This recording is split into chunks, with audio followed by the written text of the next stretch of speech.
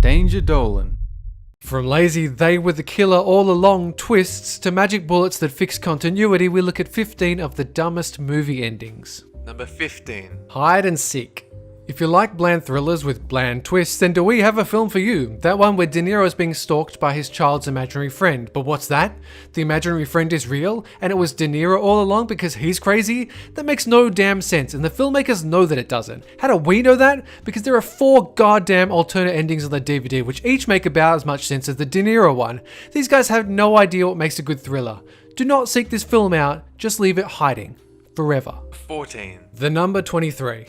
Jim Carrey in a dark thriller about a book that reveals that 23 is the secret number that controls the universe. I'm sure this will end well. Oh wait, it didn't. At all. Turns out Carrey wrote the book. His character, I mean, not Jim Carrey himself. Anyway, amnesia is why he doesn't remember writing it. Well, that's a convenient explanation. Sorry guys, no real mystery here. It's just that the main character did it and forgot. But you didn't see that one coming, right?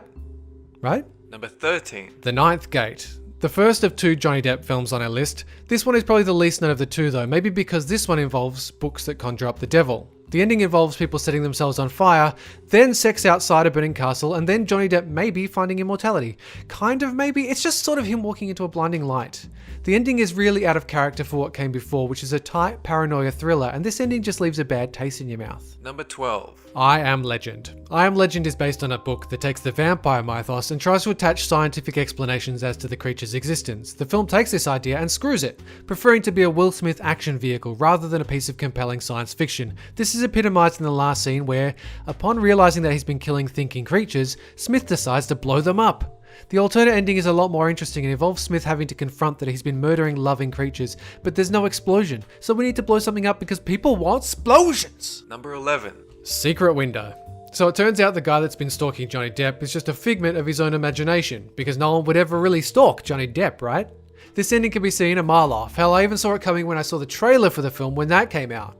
If anything's the real twist, it's that he sorta gets away with it all. The last scene is a little ambiguous, which is a decent change from the normal, but still, this is just as stupid. Another decent thriller ruined by a half-baked idea that, by now, was so cliche that it was what everyone was hoping wasn't going to happen. Still, compared to Transcendence, it's a goddamn masterpiece. Number 10. Perfect Stranger. Back in the days when Halle Berry was a viable A-list star, she was cast in a lot of thrillers and stuff like Gothica, and it never made much sense. About as much sense as this movie's ending. Perfect Stranger is a forgotten movie where Berry is trying to expose Bruce Willis as a murderer and does so by the end of the second act. But wait, do I see a twist coming? Yep, Berry was the killer all along too. These ending cliches of taking a main character and making them the killer can work well if done right, but here it's a miss with Berry turning into a killer without any subtle hint or plausibility. At the end of the film, she's a perfect stranger to the one she plays at the start. Oh wait. Number 9. Signs. Yes, we had to get to Shyamalan at some point, and yes, it's the one that pretty much everyone knows apart from the ending from The Village. Signs is a decent flick spoiled by its "it was planned by God" ending, an even stupider twist that creatures that have mastered interstellar travel would choose to invade a planet that's equivalent to 2/3 acid. Hell, that's the plot of an 80s kids film where they figure out they can kill the invaders using super soakers. By damn, I would watch that film. But when Shyamalan does it, it's just stupid. Number 8. High Tension. Another the main character is the killer films. How fucking many of these are there? Did people really think they were being original when they write them? This French slasher flick is bloody intense up until you find out in the final reveal that Marie was the killer the whole time. Which feels really cheap because we'd been shown a different person as the killer. You sneaking, lying film you. Just because your film has subtitles, it doesn't mean everything you do is smart, France. But this is a decent slasher that is worth watching for the gore. Number 7. Life of David Gale. Disagree with the death penalty? How can you protest it? Get yourself framed for murder and get on death row. Wait, what? That's the twist of this murder mystery film that thinks it's being much cleverer than it actually is.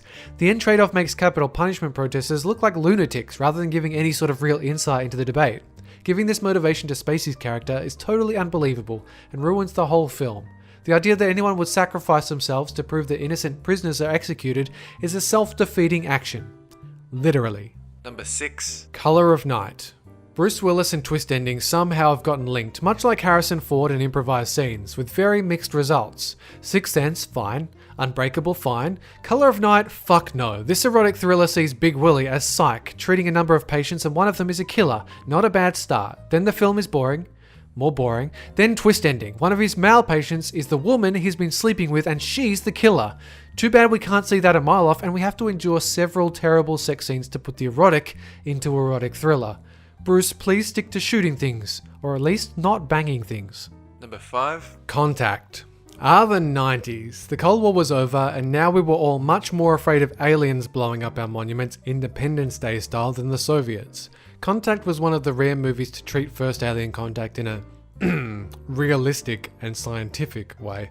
For the most part it's typical 90s cheese, but the terrible ending is what we're here to talk about. Specifically that we get a huge build up to meeting these creatures, and it's interesting right up to the point Jodie Foster is walking on the beach talking to her dead father, or Alien taking the guise of her dead father. Suddenly it becomes overly sentimental and boring, before going into an even more boring inquisitional hearing over the project that ends in some real alien agnostic type BS. The film tries to equate faith in God to belief in extraterrestrial life, but ends up just being dumb. Number 4. The Devil Inside. How can we be edgy and engage those millennial kids into our film? Let's end the film early and tell them to Google something. Good work, Larry, you get a promotion. Yes, this is real.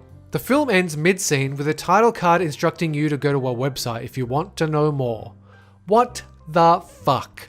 Seriously, I paid money to watch a movie without an ending? Fuck you guys. Oh, and even better, hope you looked it up when the film came out because the studio decided they weren't going to pay for the domain name anymore and now the site doesn't exist. Real forward thinking from these dickheads. Number 3. X-Men Origins, Wolverine. Destroying beloved characters and using a magic bullet to fix your continuity issues with the rest of the series? That's genius! The pain of seeing Deadpool ruined is one thing, but when William Stryker's plan to erase Logan's memories is to shoot him in the head? I mean, he was shot in the head in X-Men 2, and that didn't turn into an amnesia subplot? Oh wait, it's an adamantium bullet, right? So fucking what? That still makes no goddamn sense at all. I know this is a comic book film, but you're insulting your audiences when you introduce a literal goddamn fucking magic bullet. Number 2. Planet of the Apes. There was once a time when Tim Burton was known as a dark, artistic genius rather than a one-note hack. Planet of the Apes can be seen as the beginning of the end. The remake is fairly unremarkable to begin with, but coupled with a confusing and dumb ending, it made sure that Burton would never be allowed to make a movie about ape people ever again. Trying to do something as iconic as at the end of the original film, the type that would be a good twist, instead of Abraham Lincoln, does the opposite and leaves you thinking, what the fuck? Number 1. Superman. This might be a controversial choice. After all, the Christopher Reeve film is a beloved adaptation of comics' biggest hero. But by God, this is stupid. Superman flying around the Earth to cause it to rotate backwards, and instead of that just fucking up the planet, it reverses time. You don't need to be a theoretical physicist to know this ain't how shit works. Giving Superman this power is problematic, and if it was a modern film, say Man of Steel, that pulled this type of ending, people would have called bullshit a lot more than they do. That's it for this countdown. And have a good one!